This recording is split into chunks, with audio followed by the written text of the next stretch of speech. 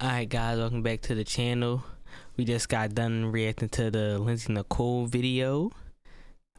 Man, I forgot what it was called already, but it was good. Go check that out. Link gonna be down below.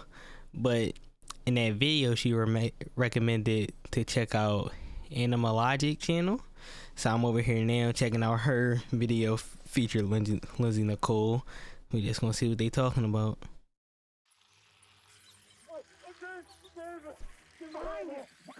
Old-fashioned movie.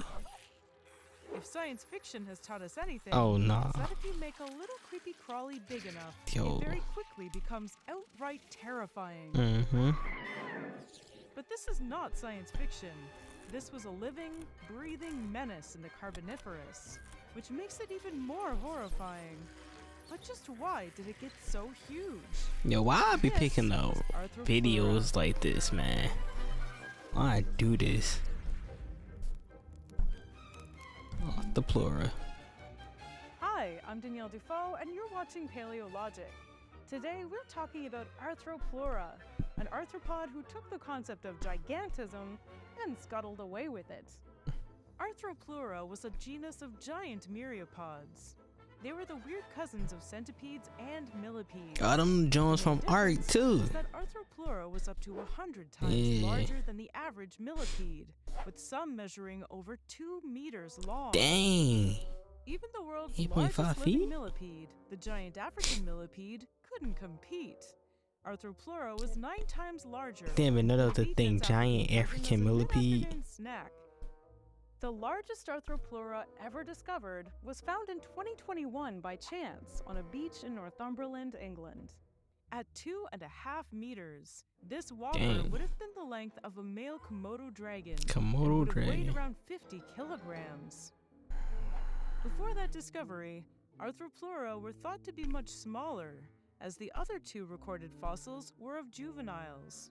Okay. But when it reached its full adult size, they were behemoths. Yeah, why does eyes look like To really that? put their size in context, Arthroplura was larger than most of the land vertebrates at the time, which were mostly amphibians. But there were other very large invertebrates sharing the forest with Arthroplura. Our friend Lindsay is a bit of an expert on the subject, so I'll let her tell you about some of the Dragonflies? coolest ones. Take it away, Lindsay.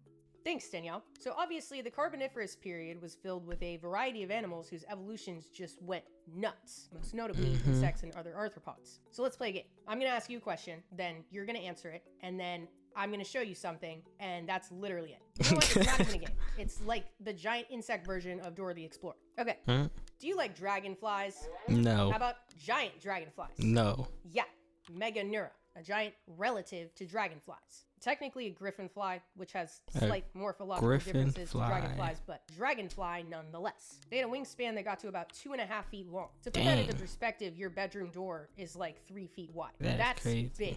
That is some alien shenanigans. Their larger size likely meant they had a wider variety to choose from on the Paleozoic menu. Lots of different insects and other invertebrates, like their modern counterparts, but maybe possibly amphibians as well. Dude, imagine a dragonfly eating a Good frog. frog. That'd be That's wild. unpleasant. Meganeura is kind of the poster child of the Carboniferous, appearing in tons of different paleo art and documentaries and movies, but despite that, not much is known about them. Based on fossils of their relatives, scientists suggest they lived in more open habitats rather than forested areas because their wings were fragile and would have gotten knocked around with the trees. Makes sense to me. All right, do you like scorpions? No. How about giant scorpions? Well, Pulmono definitely scorpius not. is one of the largest scorpions to ever exist that we know of. Jones With the from largest Ark fossil again. remains representing a species that was 2 feet and 4 inches long. So this time, 2 think feet. of the width of your bedroom door. That is the length of Pulmono scorpius eating a Jimmy John's sandwich. Unlike modern scorpions, which generally rely on mechanoreceptive senses for prey capture, Pulmono scorpius seems to have relied on their eyesight much more than that. Everything They had just bigger proportionally back much then. bigger eyes than today's modern scorpions. For a while, it was unclear if this species spent its life in the water due to other sea scorpions. Yes, sea scorpions that were alive during the Paleozoic, which I'm not even going to touch on because that is a whole other can of worms. But 2 specimens of Pulmono scorpius show evidence of book lungs, which are air-breathing organs that land arachnids tend to have. So, Okay. boom, they were terrestrial. Have fun falling asleep with that. Back to you, Danielle. Researchers hypothesized that Arthroplura would have needed high nutrient food to Got get hooks as large on as it. it did. That means that small prey like amphibians may have ended up between Arthroplura's mouth parts. Arthropleura had a tough exoskeleton that protected it like a rigid shell. This feature is still in use today, hundreds of millions of years later. Oh, I hate things with that many legs. Why? Choose a thing that's proven to work.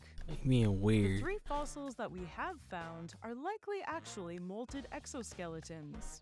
We know this because when they die, the segments of arthropod bodies tend to fall apart quickly. While the fossilized impressions of their discarded exoskeletons are few and far between, the tracks they left behind reveal that they were quite common. Additionally, these tracks fill in some more details about their size and how these creatures moved. We know, for example, that the legs of Arthropleura were upwards of 50 centimeters apart. Okay. These tracks are so wide that they have even been mistakenly identified as the tracks of large vertebrates. A last piece of the puzzle that's yet to be found is fossilized evidence of Arthropleura's head. One can only wonder how terrifying its skeleton may have been, considering how big its body was. Studying the sediments near Arthropleura's fossils and tracks has hinted that these giants lived in the woods. While they may have been eating amphibians, Yo, these eyes they put on this thing is wow. Ate the wealth of snacks the forest floor provided. And where the eyes on that one? Are essential to the health of the forest ecosystem, that's just processing leaf nasty. litter and thereby returning nutrients to the soil. Arthropleura lived in Laurussia, a landmass that included present-day North America and Western Europe, and was closer to the equator during the Carboniferous period. Okay. The Carboniferous ranged from about 359 to 299 million years ago, and was the 5th interval of the Paleozoic era, wedged between the Devonian, the Age of Fishes, and the Permian periods. The Carboniferous began more than 100 million years before the first dinosaurs walked the Earth. Okay. But Arthropleura wasn't the only humongous invertebrate at the time. Meganisoptera, nicknamed griffinflies, Griffinflies. dragonfly-like bugs with 70-centimeter wingspan. I don't like. Why would their wings so big? Don't make no sense. Giant insect with a beak-like mouthpart and a 56. Like no insect got no business being that On the big. ground, Arthropleura was joined by another mega arthropod, the 70-centimeter long scorpion known as Pulmonoscorpius. So just how did these creepy crawlies get so big? The answer to this question is all around us. The Carboniferous period was one of high levels of atmospheric oxygen because all the trees and stuff. 35% compared to the 21% oxygen of the air we breathe today. Researchers believe that this extra oxygen may have contributed to the increase in size of organisms, Makes sense. including giant terrestrial arthropods. They hypothesized that because most life on Earth needs oxygen to create the chemical energy that powers cells, more oxygen in the environment enabled more growth. Combined with their lack of land predators, Arthropleura was basically untouchable. They just took We over. don't know exactly what caused the extinction of Arthropleura. Reptiles, which were on the rise in the Permian, may have outcompeted them for food and even preyed on them. We may never know what spelled the end for these giant bugs, but their legacy of making our collective skin crawl remains. Yo, movies back in the day. Jones is wild, man. Yeah, but if y'all ain't check out the other Lindsay Nicole video I did, I stated that I was gonna react to the series that she's just started. I don't remember how often she said she was gonna upload a video. I don't know if she even said, but yeah, I'm gonna be reacting to all her videos. Do some more casual geographics when he dropped too.